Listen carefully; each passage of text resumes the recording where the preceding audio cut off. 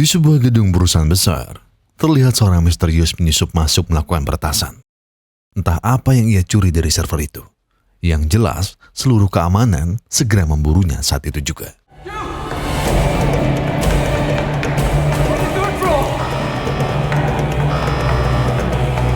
Intruder flight to the 22nd floor! Reinforcement!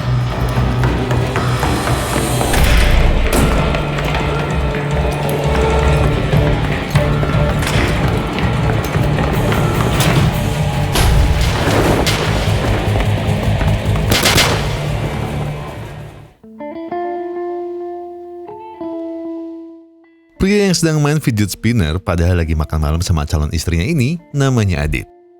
Adit sendiri adalah seorang polisi dengan pangkat yang cukup tinggi di Malaysia.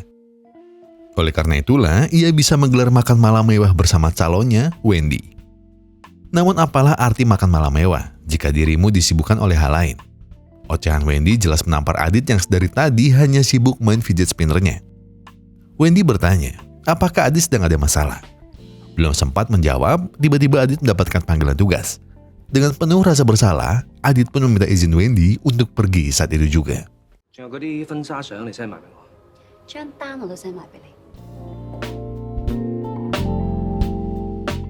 Sesampainya di TKP, Adit diberitahu bahwa korban yang meninggal adalah seorang jurnalis terkenal di Malaysia yang bernama Dani. Dikatakan bahwa Dani meninggal COD mandiri dengan malaikat akibat terlilit banyak hutang. Namun menurut Adit, ada yang mengganjal di pikirannya. Ia pun memerintahkan seluruh pasukannya untuk meneliti dan mencari bukti bagaimana Dani meninggal dunia.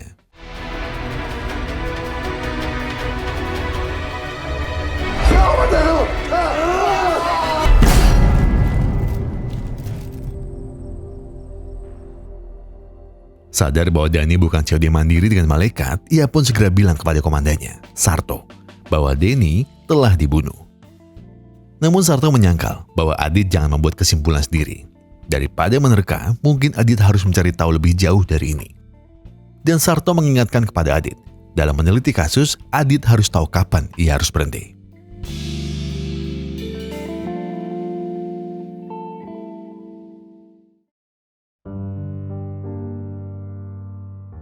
Setelahnya, Adit pun bergegas menuju kantor Dani. Ia pun bertemu dengan Cici, asisten Dani yang bilang bahwa Dani tidak mungkin mengakhiri hidupnya sendiri. Hal itu ia ungkapkan karena selama ini Dani adalah sosok pimpinan yang baik dan pengertian. Adit pun terbesit sebuah hal. Apakah Dani menemui seseorang sebelum kematiannya?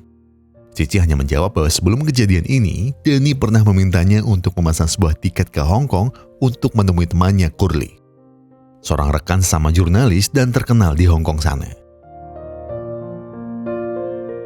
Segera saja, Adit meminta kontak Curly untuk ia hubungi.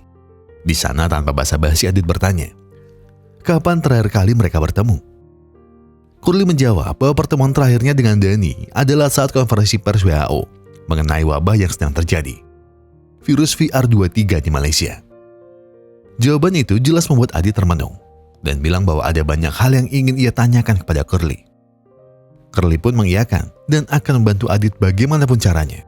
Karena Dani adalah sahabat terbaiknya selama ini. Di sisi lain, kita akan diperkenalkan dengan seorang polisi bernama Darsono. Malam itu istrinya ngomel-ngomel minta cerai, karena Darsono lebih mementingkan pekerjaan dibandingkan keluarganya. Namun Darsono yang santai ini bilang, kalau ia kerja juga demi keluarga. Tanpa melihat bahwa istrinya seorang pilot yang mungkin penghasilannya lebih besar dari Darsono. Padahal istrinya tak butuh uang melimpah. Ia hanya butuh kehadiran Darsono untuk keluarga mereka. Namun tiba-tiba Darsono mendapatkan telepon dan pamit keluar sebentar. Telepon itu berasal dari komandannya yang meminta Darsono untuk mencari pria bernama Te Chen Yan, seorang anak konglomerat perusahaan obat di Malaysia, Amanah Group, di sebuah kampus ternama di sana.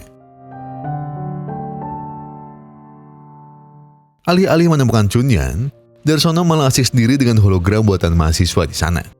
Ia pun segera bertanya mengenai Chun Yan. Tapi mereka menjawab bahwa Kak Chun Yan telah lulus bulan lalu dan mereka kurang tahu di mana ia berada sekarang. Tiba-tiba, Darsono kembali mendapat telepon bahwa komandannya ingin ia mencari orang bernama Pang Zhenmei di bandara. Zhenmei adalah istri dari Kak Chun Yan, Heru, yang tempo hari telah ditemukan mati. Mendengar itu, mau tidak mau, walaupun istrinya sedang marah, Darsono harus kembali melanjutkan tugasnya.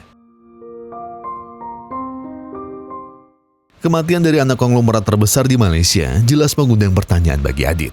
Ia merasa aneh dengan kasus yang terjadi belakangan. Di tengah wabah yang terjadi, serangkaian kematian juga ikut menyertai. Seakan semua kejadian ini seperti terkait satu sama lain. Ia pun mulai meneliti tubuh kaku milik Heru, yang ternyata ditemukan luka bekas tebasan. Hal itu membuatnya semakin yakin bahwa sepertinya ada hal besar di balik ini. It's not a suicide. It's a murder case. Kediaman Heru jelas membuat kediaman sang bos besar PT Amanah, Anang, menjadi ramai. Para wartawan sibuk mempertanyakan perihal kematian anaknya, tanpa tahu bahwa dirinya sedang berduka. Adit yang mulai bergerak untuk mengusut kasus ini tiba di rumah Heru untuk bertemu dengan Zenmei. Namun sayang, Zenmei telah pergi ke Hong Kong untuk urusan bisnis.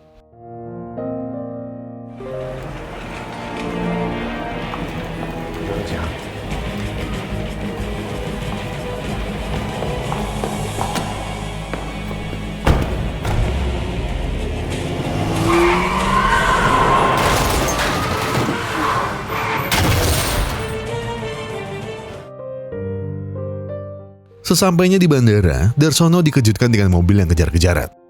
Ia pun yakin bahwa di dalam sana ada Zenmei. Pedal gas pun diinjak olehnya sekuat tenaga. Melihat polisi mengejar mereka, para penjahat ini tidak akan membiarkan Darsono untuk ikut campur dengan mudah.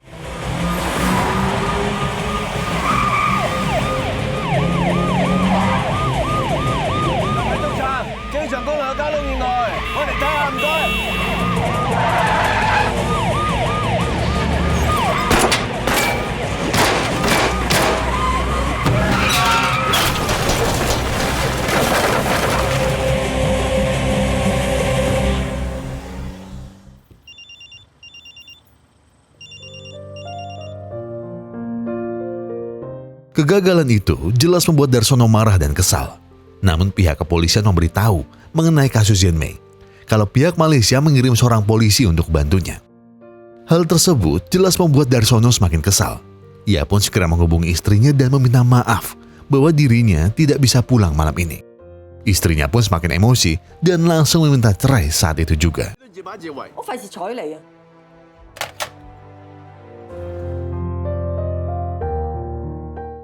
Di sebuah rumah, kita diperlihatkan dengan Zenmei dan seorang pria tua.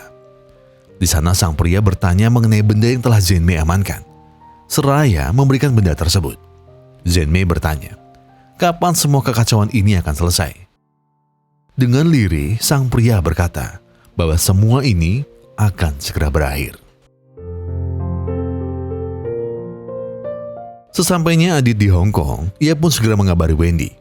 Namun di tengah kemesraan mereka, tiba-tiba seorang pria kejang di hadapan Adit. Hal itu bertanda virus VR23 telah sampai ke tempat ini. Hal itu membuat Adit terpikirkan sesuatu. Apakah semua kekacauan ini ada hubungannya? Dari virus VR23, obat produksi perusahaan Amanah, dan kematian orang-orang penting di balik perusahaan itu. Darsono pun menyambut Adit dengan baik. Ia lalu membawa Adit untuk sarapan di sebuah kedai. Di sana, Darsono menekankan bahwa Adit sedang berada di negara orang. Jadi, ia memintanya untuk menjaga sikap. Di sebuah hotel, terlihat Zenmei yang sedang beristirahat. Namun tiba-tiba seorang pelayan hotel datang. Zenmei merasa tidak memesan layanan kamar. Namun wanita itu memaksa masuk dan menyerang Zenmei dengan brutal. Ia meminta kepada Zenmei untuk memberikan benda penting yang ia bawa. Zenmei menolak dan balik menyerang sang wanita. Namun sayang, Zenmei bukanlah tandingannya.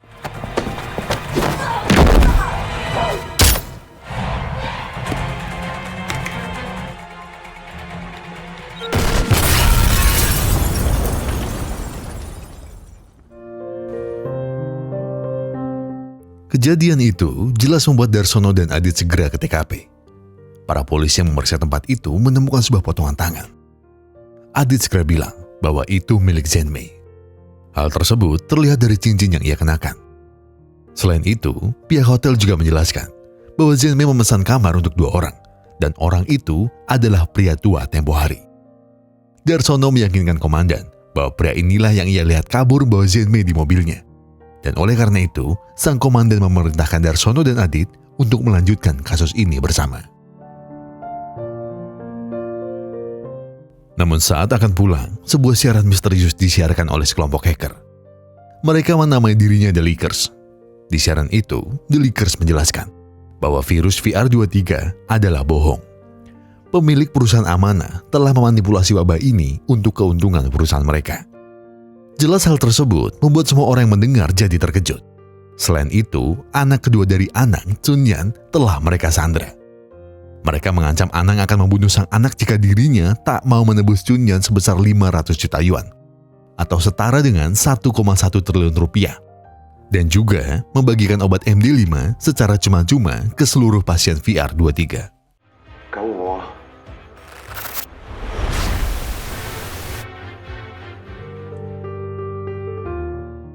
Siaran itu membuat Darsono menanyakan kepada Adit tentang detail kasus yang terjadi di Malaysia.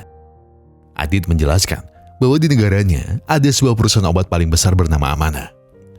Korban-korban yang mati memiliki kaitan satu sama lain dengan perusahaan ini. Heru adalah anak tertua dari pemilik Amanah, lalu istri Heru dan sekarang adalah adiknya, Chunyan. Mendengar penjelasan itu, Darsono yakin bahwa para The Leakers ini adalah dalang utamanya. Bisa jadi mereka hanyalah saingan bisnis dari Amanah. Namun siapa yang tahu jika mereka berdua tidak mengusut tuntas kasus ini. Namun di tengah obrolan itu, tiba-tiba istri Darsono menelpon dan berkata bahwa anak mereka telah dibawa ke rumah sakit.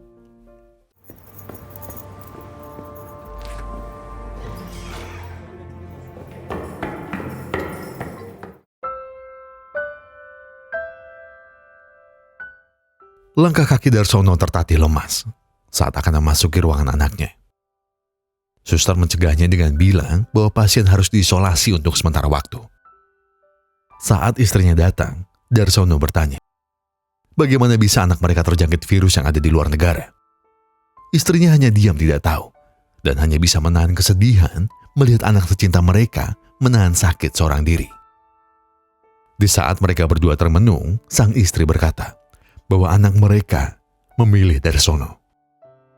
Jika percaya mereka jadi dilakukan, sang putri ingin tinggal bersama ayahnya. Namun Darsono menyangkal, bukankah sang putri marah kepadanya karena tak punya waktu? Istri Darsono menjelaskan, karena kesibukan ayahnya itu, jika mereka berdua berpisah, putri mereka takut bahwa ayahnya tak ada lagi yang mengurus. Ia juga takut di tengah kesibukan sang ayah, ia akan kesepian. Mendengar jawaban itu, Darsono hanya bisa diam.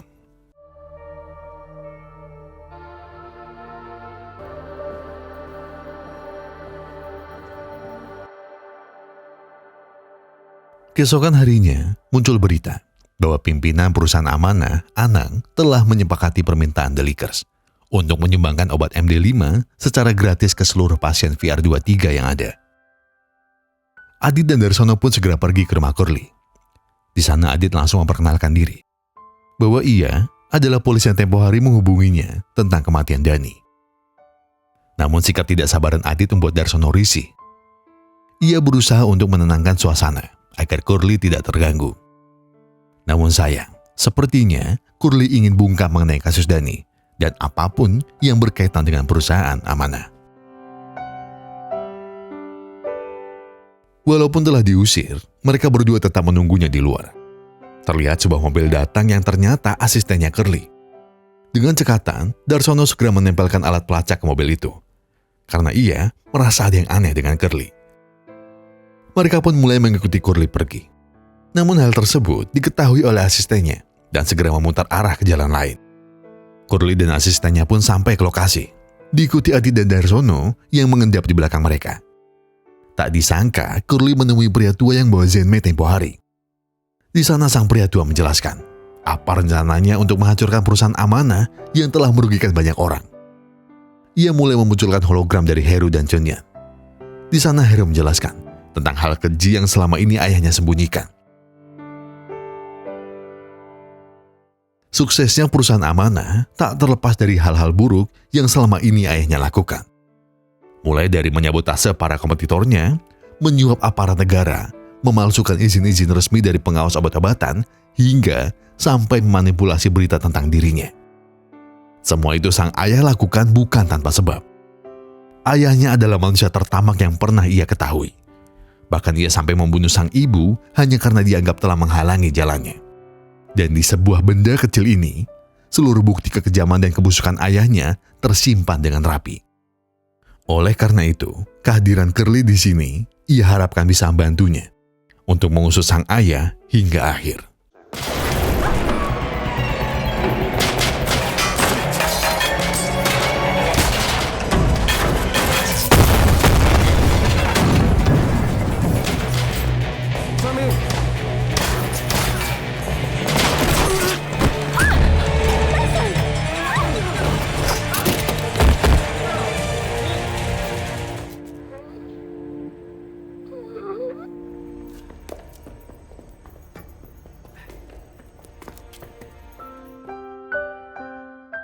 Akibat kericuhan tersebut, asisten Curly harus mendapat luka yang cukup serius. Tiba-tiba sang pria tua keluar. Darsono dan Adit pun segera menodongnya dan bertanya di mana ia menyembunyikan Chunyan. Namun pria itu hanya diam. Perlahan, ia melepas wig dan kumis palsu yang ia kenakan. Dan benar saja, ia adalah Chunyan, anak kedua dari Anang yang selama ini menyamar. Chunyan berkata bahwa dirinya dan sang kakak membentuk The Lickers untuk mencegah kejahatan sang ayah. Bahkan ia memiliki bukti yang ia dapat langsung saat menyusup ke gedung amanah. Ia meretas server yang ada dan mengumpulkan semua data dari obat yang ayahnya produksi. Namun hukum tetaplah hukum. Chunyan juga melakukan tindakan yang tidak benar dalam hal ini. Oleh karena itu, Adi tetap ingin Chunyan mempertanggungjawabkannya di pengadilan. Tapi Darsono berpikiran sebaliknya. Ia melepaskan Chunyan dan bilang kepada Adit bahwa mereka tidak melihat apapun di tempat ini. 喂，嗱，我講咗，你知唔知啲菌由馬來西亞傳到嚟香港？佢係講嘅咋，冇證據㗎。你咪傻噶，見鬼啊你！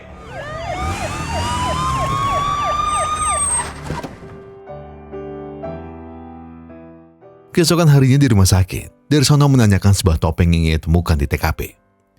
Curly menjawab bahwa topeng itu adalah pemberian dari Dani.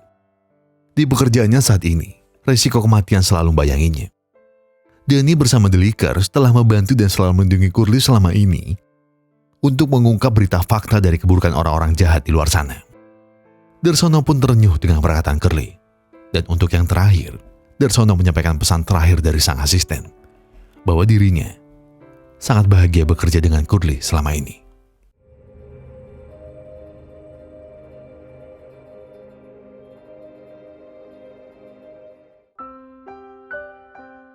Dengan adanya korban yang jatuh, pemerintah Hong Kong terpaksa menutup kasus ini untuk dikaji lebih dalam lagi.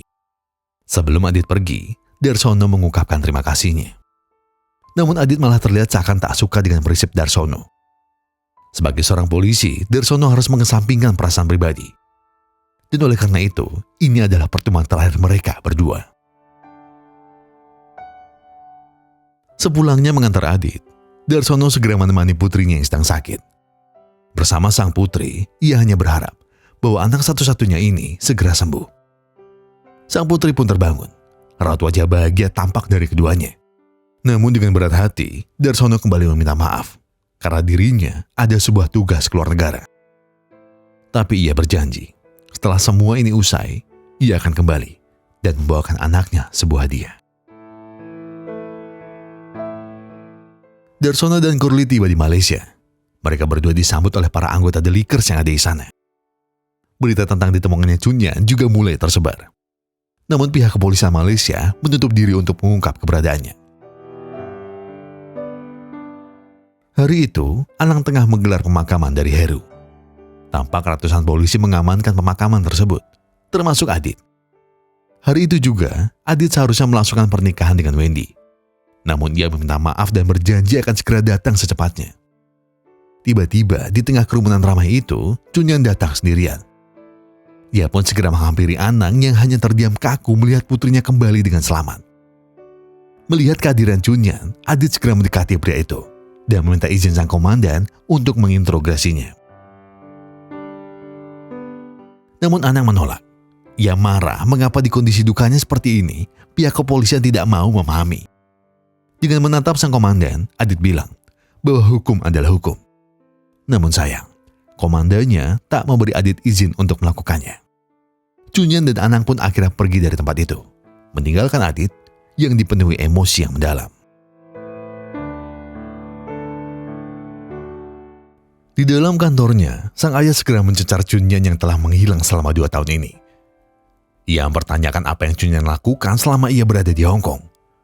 Namun nada tinggi ayahnya itu membuat Chunyan naik darah. Ia berbalik mencecar ayahnya yang telah menelantarkan anaknya selama ini. Anang membela bahwa biaya kuliah Chunyan hingga lulus juga bentuk dari kasih sayangnya kepada sang anak. Namun, bukankah yang biayai kuliah Chunyan adalah sang kakak? Bukankah ayahnya hanya peduli dengan uang? Dan bukankah keberadaan anak-anaknya ini menjadi penghalang dirinya selama ini? Lalu mengenai ibu, apa yang ayah ingin katakan sekarang? Dan kematian sang kakak bukanlah kebetulan. Karena Chunyan tahu bahwa ayahnya sendirilah yang melakukan itu. Anak pun sempat terdiam dan bertanya, apakah Chunyan bagian dari kakaknya selama ini? Bukan. Apakah kau dan kakakmu adalah deliker selama ini?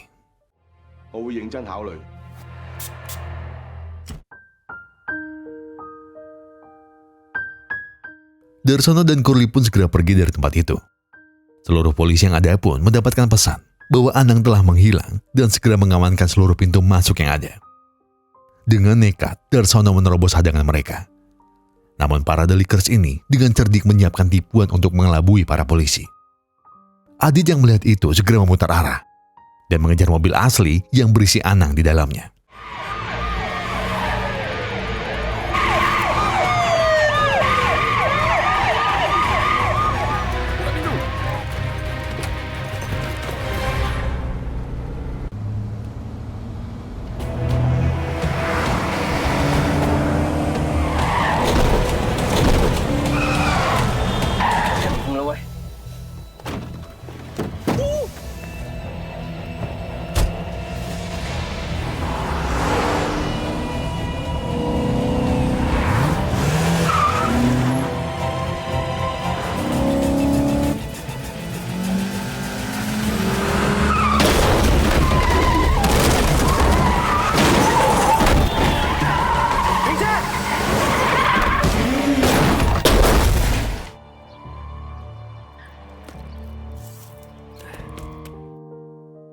Dengan tersengkal, Adit pun masih berusaha untuk mengejar Darsono. Ia pun melihat ceceran oli yang bocor dari mobil Darsono dan segera mengikuti kemana jejak itu akan mengantarkannya. Mereka pun telah sampai di sebuah pabrik terbengkalai. Diketahui tempat ini adalah pabrik lama dari perusahaan amanah. Dan di tempat itu juga sang ayah menghabisi ibu Chunyan dengan brutal. Anang yang baru bangun pun segera dicecar oleh Kurli dengan beragam pertanyaan. Yang Anang tidak sadar, Kurli dan Chunyan telah menyiarkan percakapan mereka secara langsung. Perdebatan tampak panas kala Chunyan mengungkit kematian sang ibu. Ditambah, Kurli berulang kali menekan Anang dengan skema busuk perusahaannya. Semua perkataan itu jelas membuat Anang jadi murka. Ia lalu melontarkan bahwa lahirnya sang anak dan keputusannya menikah dulu adalah penyesalan seumur hidup. Untuk apa memiliki anak bodoh dan kurang ajar seperti mereka, jika pada akhirnya malah menusuk Anang dari belakang? Dan untuk apa menikahi seorang wanita yang tidak suka melihat suaminya bahagia? Chunyan segera memotong perkataan itu dengan bilang bahwa sang ayah sudah berbuat terlalu jauh. Mereka hanya peduli dengan sang ayah. Mereka tak mau ayahnya terjerumus ke jurang yang lebih dalam. Jika sang ayah tak mau menyudahi ini semua dan mengakui kesalahannya, Chunyan terpaksa akan mengungkap seluruh bukti yang ia miliki ke hadapan publik dan menghancurkan sang ayah hingga tidak tersisa. Tapi Anang hanya diam, lalu menjawab bahwa dirinya tidak peduli dengan kasih sayang mereka semua. Karena satu-satunya hal yang ia cintai hanyalah uang. Jika Chunyan berani melakukannya, Anang takkan segan untuk membunuh Chunyan sekarang juga.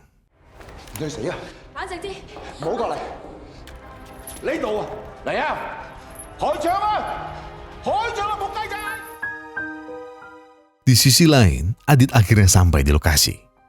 Darsono yang berniat meringkusnya malah berbalik di pojokan. Ia pun akhirnya memohon kepada Adit untuk menunggu sedikit lebih lama lagi sampai Chunyan menyelesaikan masalah ini. Ini semua demi orang-orang di luar sana. Dan terlebih, Darsono tak ingin lebih banyak orang yang harus menderita seperti putrinya. Mendengar itu, Adit pun terdiam dan mulai menuruti apa yang Darsono inginkan.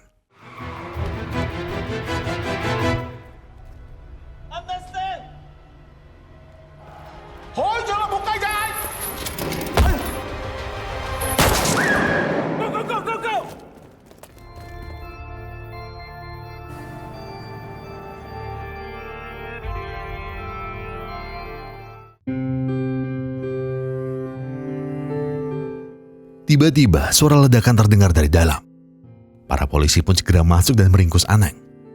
Kejadian itu juga terekam jelas di kamera yang Curly bawa dan tersiar luas ke seluruh masyarakat yang ada. Dan akhirnya kebusukan dari Anang pun terungkap. Walau meski nyawa Chunyan yang harus dikorbankan, namun setidaknya perkataan Chunyan kepada Curly dahulu benar-benar ia wujudkan. Bahwa mengungkap sebuah kebenaran terkadang memerlukan sebuah pengorbanan.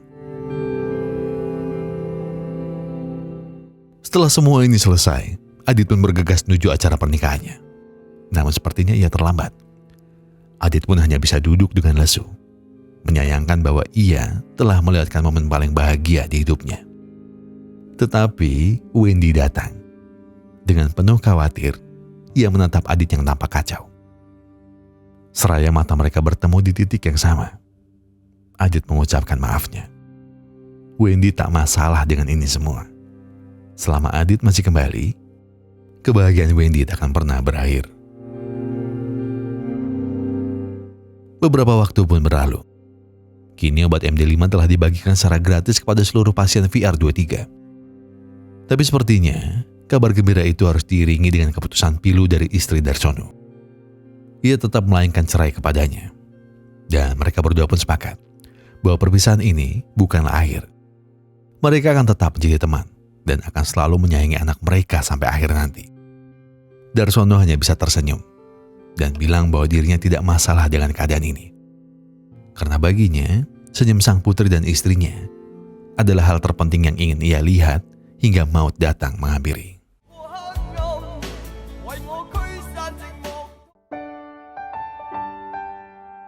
Film dengan skema yang familiar gak sih? Iya kan? Sepertinya iya kan? Kayaknya berapa tahun lalu?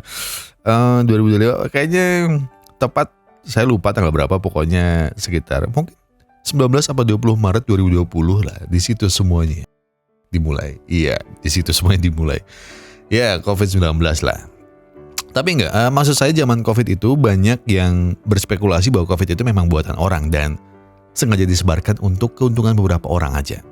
Ya, di luar benar apa enggaknya, tapi ya pada waktu itu ya saya juga dalam keadaan yang begitulah, maksudnya sedang keadaan yang tidak enak juga, sedang mengawali membuat channel YouTube, terus lagi saya yakin di luar sana banyak juga orang-orang yang struggle dan lain-lain. Ya saya nggak mau bahas soal skema elit global ini benar apa enggak, tapi yang pasti kita merasakan hal yang sangat susah waktu itu, sangat susah semuanya termasuk saya.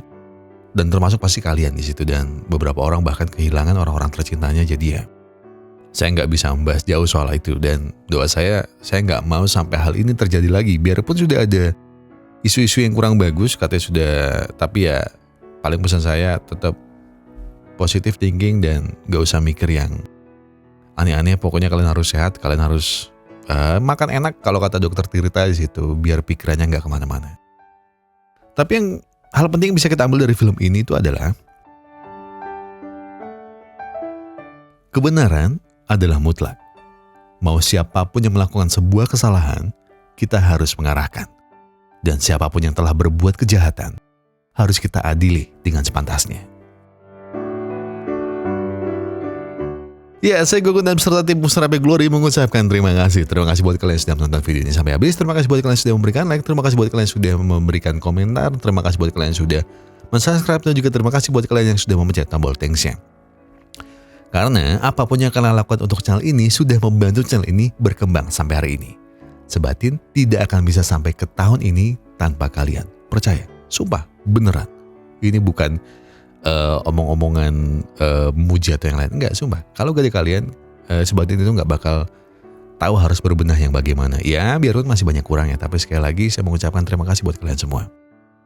Karena kalau gak ada kalian, ya Sebatin cuma jadi alur film yang gitu-gitu aja. Yang isinya mas-mas cerita bla bla bla bla bla. Terus di akhir video dia sambat soal kebijakan pemerintah yang katanya makanannya gak boleh difoto ya. Ada apa ini? Ya, tapi apapun itu, malah mau ngebahas Sintayong. Udahlah, gak usah lah, Gon. Aneh-aneh aja. Ya, pokoknya sekali lagi terima kasih. Dan sebelum saya menutup video ini, saya pengen bilang kalau karena ada banyak masalah dan itu berat banget, yang tenang. Selesaikan semuanya dengan kepala yang dingin. Gak perlu buru-buru, gak ada yang ngajak kamu nyusu-nyusu.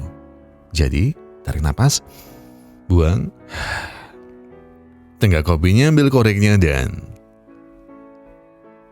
Sebatin aja dulu.